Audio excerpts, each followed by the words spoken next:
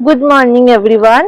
আজকে হলো আমাদের বারাকালা, আর কিছু লাস্ট মোমেন্ট কিছু বাকি আছে। এরপর চলে যাবো মুন্নারের দিকে, গাড়ি আসবে 9:30টার সময়। তো এখন ব্রেকফাস্ট ওরা সার্ভ করে দিয়েছে কালকের মতনই। তো ব্রেকফাস্ট করবো, ব্রেকফাস্ট করে বেরিয়ে যাব। তো চলো ব্রেকফাস্ট করে তোমাদের সঙ্গে শেয়ার করি। যেমনটা তোমরা দেখছো এখানে কিন্তু আমাদের যে ব্রেকফাস্ট সার্ভ হয়ে গেছে। এখন আমি নিয়ে নিয়েছি প্লেটে একটু কেক, একটু ফ্রুটস আর একটু পকোড়া টাইপের স্ন্যাক্স। আর তার সঙ্গে আমি জুস নিয়ে নিয়েছি, ছিল তরমুজের জুস। আর লুচির তরকারিটা রোজই হয় ওদের। আর তার সঙ্গে ছিল মিক্স ডাল আর একটা প্যানকেকের টাইপের একটা ফ্রাইড একটা প্যানকেক ছিল। আর তারপরে ছিল ছোলা ভাটোরা, যেমন দেখাতে আমি ভুলে গেছি। আর এখন ইডলি আর সাম্বারটা রোজই এদের হয়, যেহেতু সাউথ ইন্ডিয়া। তো এবারে আমরা তার সঙ্গে অর্ডার করেছিলাম ডিম টোস্ট, ম্যাগি। যেহেতু দাদা ডিম টোস্ট আর বৌদি ম্যাগি খাই বলছিল, ডিম টোস্ট আর ম্যাগিটা কিন্তু প্রতি আলাদাভাবে আমরা নিয়েছিলাম, ওর জন্য কোনো টাকার আমাদের লাগেনি। কমপ্লিমেন্টারি ব্রেকফাস্টের সঙ্গে ওরা কিন্তু এগুলোও আমাদেরকে বানিয়ে দিয়েছিল। আর লাস্টে কিন্তু 1 কাপ চা। কোয়ান্টিটি কিন্তু খুব ভালো ছিল খাবারগুলো, আর খেতেও কিন্তু খুব টেস্টি ছিল খাবারগুলো। তো বন্ধুরা, আমাদের কিন্তু ব্রেকফাস্ট ডান। খুব ভালো ব্রেকফাস্ট করলাম, কালকেও করেছি, আজকেও ভালো ব্রেকফাস্ট করেছি। তোমরা দেখলে কি খেলাম আমি। আর সত্যি বলতে খুব ভালো রান্না করে ওরা, মানে এদের যা যা ইয়েগুলো রয়েছে, মেনুগুলো খুব ভালো বানায়। আর খুব মানে চটপট ওদের মানে সার্ভিং যে সিস্টেমটা আছে, বেশিক্ষণ ওয়েটও করায় না। আর স্টাফ বিহেভিয়ারও খুব ভালো, হসপিটালটাও খুব ভালো। এই রিসর্টটার সবকিছুই ভালো। আর যেটা ওরা ভাড়া নিচ্ছে, সেই ভাড়া অনুযায়ী কিন্তু ওরা ব্রেকফাস্ট কিন্তু খুব ভালো দিচ্ছে। ব্রেকফাস্ট তোমাদের মোটামুটি ভালোই, এখানে তো একটু দাম বেশি সবকিছুরই। তো সেই অনুযায়ী কিন্তু দেখতে গেলে কিন্তু আমাদের ব্রেকফাস্টটা খুব ভালোভাবে খাওয়াচ্ছে। যেটা এখানে কেরালায় করতে গেলে, মোটামুটি বাইরে করতে গেলে 700 থেকে 800 টাকা প্রত্যেকটা, সব মিলিয়ে, এত ভ্যারাইটি মিলিয়ে। তো আমি তো বলবো তোমরা সবাই এখানে আসো, লুকা ভিলা বাই এলিক্সার।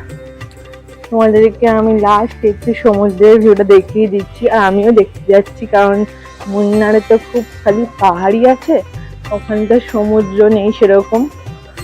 চলো যাই।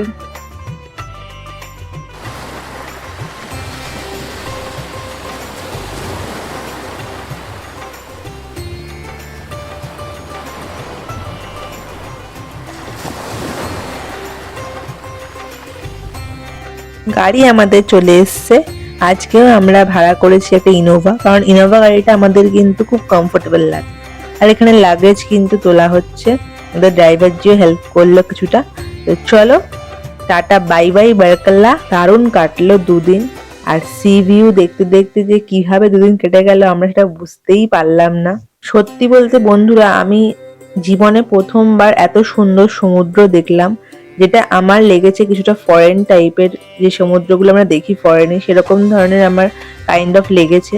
কারণ কি, সত্যি আমাদের ইন্ডিয়ার অনেক জায়গা আছে যেগুলো আমরা হয়তো জানি না এত সুন্দর, কিন্তু আমরা বিদেশে আগে চলে যাই। তা কিন্তু নয়, আমাদের ইন্ডিয়ার মধ্যে এত সুন্দর সুন্দর সি বিচ আছে, যেগুলো কিন্তু অনেক সুন্দর ফরেন সি বিচকে টেক্কা যেতে পারে। তো আমি বলবো তোমরা অবশ্যই কিন্তু বারকালায় অবশ্যই এসো। আর একটা দিন হলেও স্টে করো এখানে, একটা কোনো রিসর্টে, বেশ রিল্যাক্সিং একটা ভাইবস আসবে এবং ভীষণ ভীষণ ভালো লাগবে তোমাদের।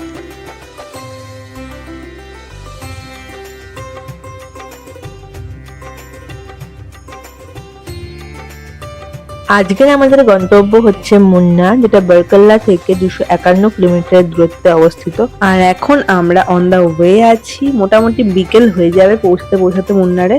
আর তার আগে ভাবলাম একটুখানি দুপুরের লাঞ্চটাও সেরে নিই, কারণ 2টো মতো বেজে গেছে অলরেডি।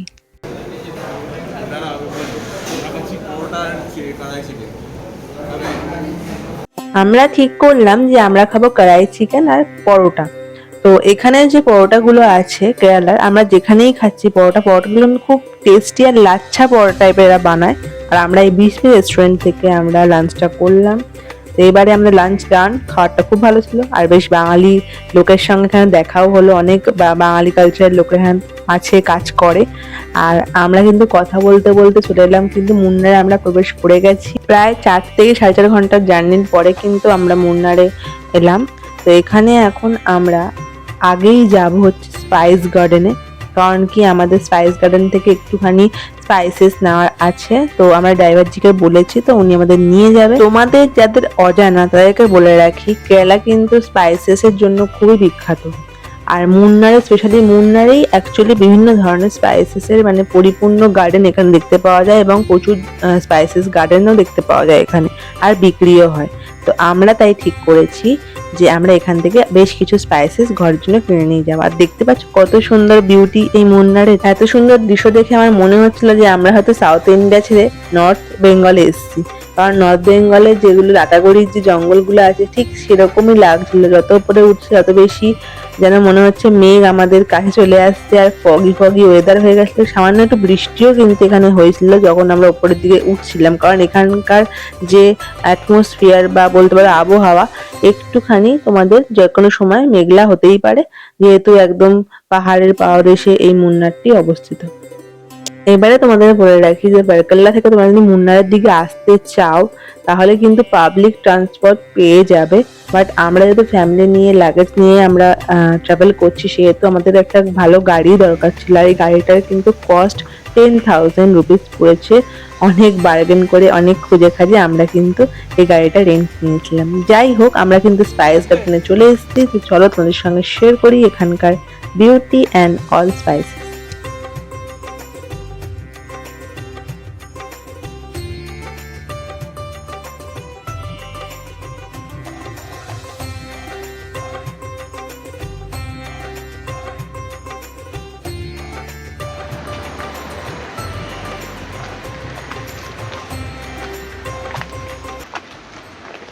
पहले ऐसे गार्डन देखा? हम लोग 2020 को आए थे, उस टाइम देखा था। तो सेम ही होगा। हम हमारे लिए फर्स्ट टाइम, हाँ, मैं और वो आया था, मेरा भाई। अच्छा जी, बाकी तीन आप जन लोग के- के लिए पहली बार। पहली बार।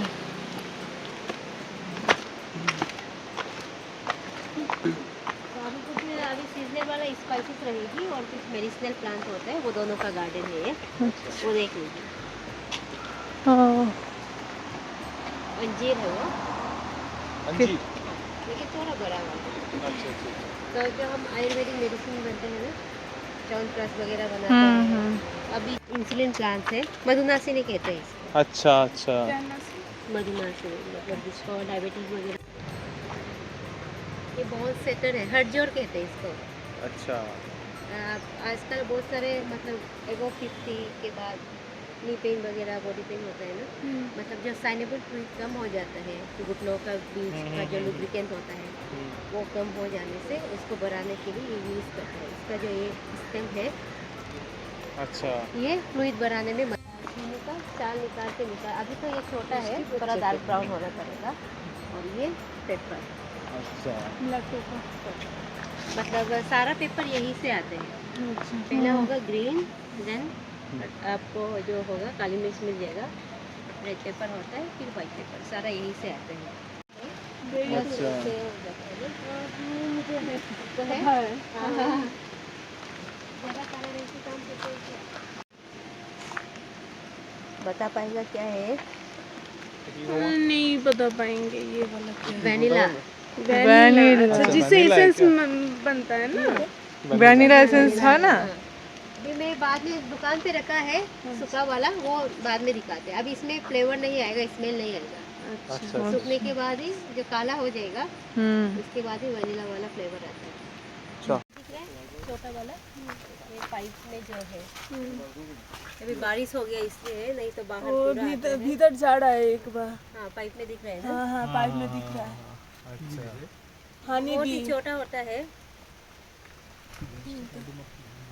बारिश नहीं होने से पूरा बाहर है, इससे छोटा मच्छी का है इसमें, नहीं तो इसे भरा इसे पेल जाता है। हाँ, मिठा अश्वगंधा। इससे फिर एकदम नंबर 1 मेडिसिन बनाते हैं। जंगली अदरक। खा के भी फायदा नहीं होता है, इसीलिए अच्छा। आयुर्वेद में बहुत सारे में यूज़ होता है इसको। ब्लड प्यूरिफाई करने के लिए भी यूज़ करता है, डिटॉक्सिफाई करने के लिए यूज़ करता है। नहीं तो हमको लगता है ना परफ्यूम वगैरह के लिए, कॉस्मेटिक के लिए, लेकिन इंटरनेट चॉकलेट बनता है ना? चॉकलेट बनता है, कोको, चॉकलेट इससे कोको पाउडर। हाँ हाँ, अंदर सीड्स होते हैं ना बहुत सारे, बादाम की तरह होगा। धूप में सुखा के रोस्ट करने से चॉकलेट का टेस्ट आएगा। कोको कॉफी ऊपर देखिए कॉफी कॉफी का प्लांट अच्छा ऊपर नदी है।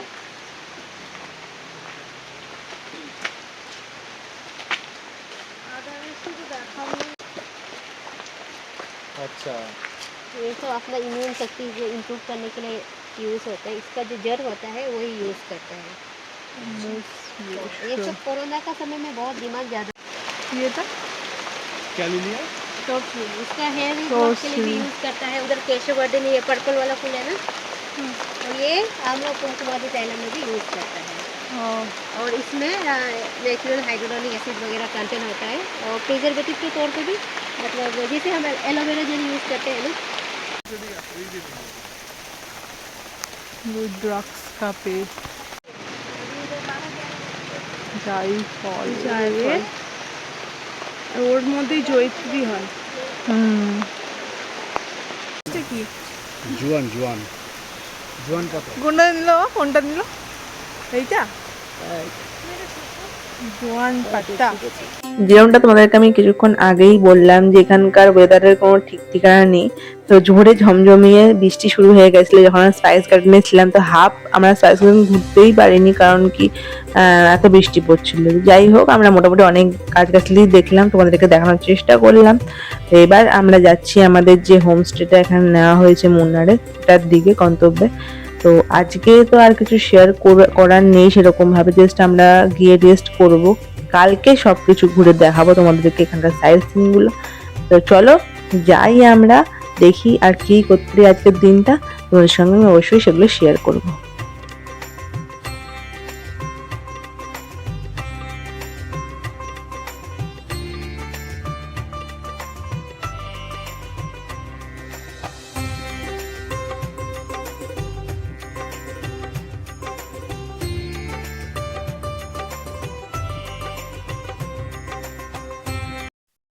তো বন্ধুরা, আমরা কিন্তু 6 ঘন্টা জার্নি করার পর পৌঁছে গেলাম হচ্ছে মুন্নারের আমাদের রোজ কটেজে। কটেজটা ভীষণ সুন্দর, কিন্তু চারিদিকে জঙ্গল, গাছপালায় পরিপূর্ণ। এখানে প্রচুর স্পাইসেসের গাছ আছে।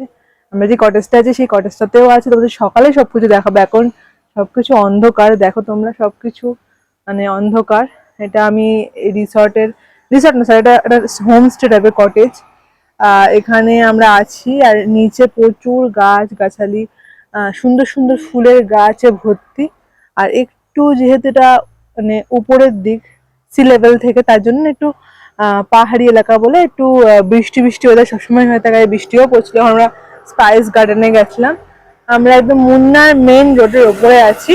দেখতে পাচ্ছ গাড়ি যাতায়াত করছো তোমরা। তো সকালে সবকিছু তোমাদেরকে আমি ঘুরে দেখাবো।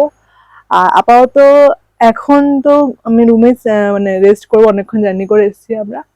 আর কালকে সকালে আমরা ঘুরতে বেরোবো।